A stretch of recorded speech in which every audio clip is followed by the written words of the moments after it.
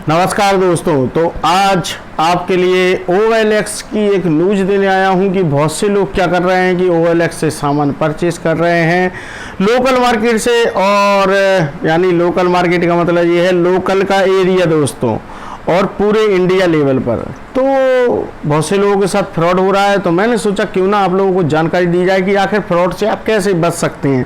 कि OLX पर बहुत से सामान मिलता है और आपको पता ही है कि कितना सस्ता मिल जाता है, सेकेंड हैंड यूज्ड मिल जाता है उस पर। कुछ लोग न्यू भी सेल कर देते हैं, कुछ यूज कर थोड़े समय के लिए, जैसे कि मोबाइल हो गया, मोटरसाइकिल, बाइक, सोफा,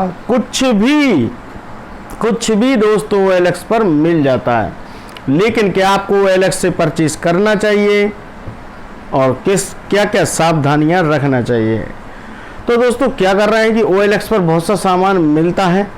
अब जैसे कि एक एग्जांपल के तौर पे हम बात करें कि OLX पर मान लीजिए कि कोई बाइक डली हुई है, वो सेल कर रहे हैं कुछ पैसों में। मान लीजिए 20,000 रुपये की कोई मोटरसाइकिल बाइक है जो कि सेल हो रही है, और आप लोग मैसेज में जाकर कॉन्टैक्ट नंबर लेते हैं और फिर डायरेक्ट ही पेमेंट कर देते हैं, और वो सामान यानी बाइक आप परचेस नहीं कर पाते, आपके साथ फ्रॉड हो जाता है, आपके पैसे डूब जाते हैं।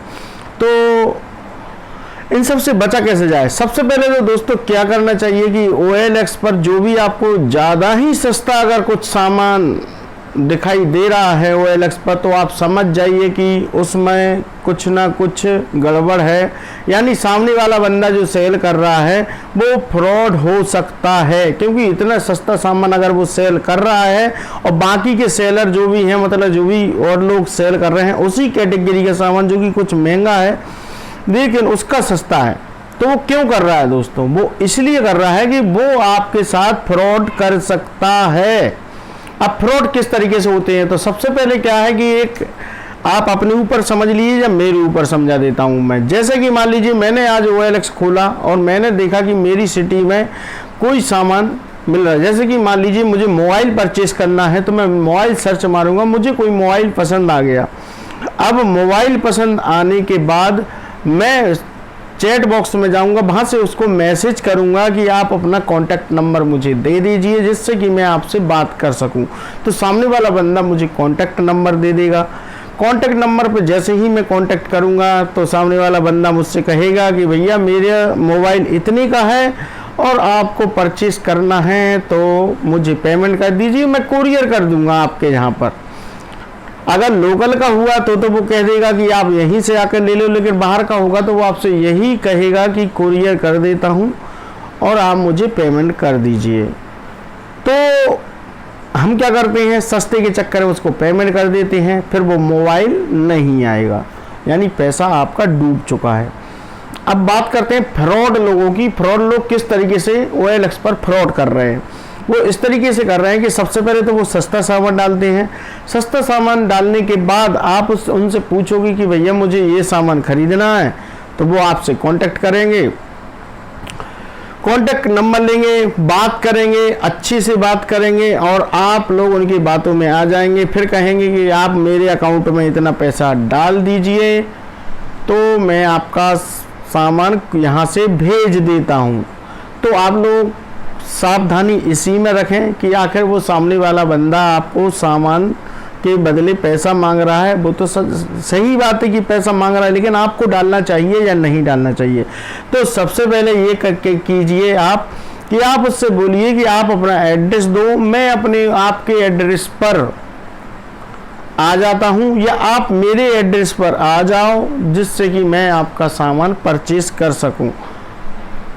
इस तरीके से बिल्कुल जेन्युइन तरीके से आप परचेस कर सकते हैं, कोई आपके साथ फ्रॉड नहीं होने वाला।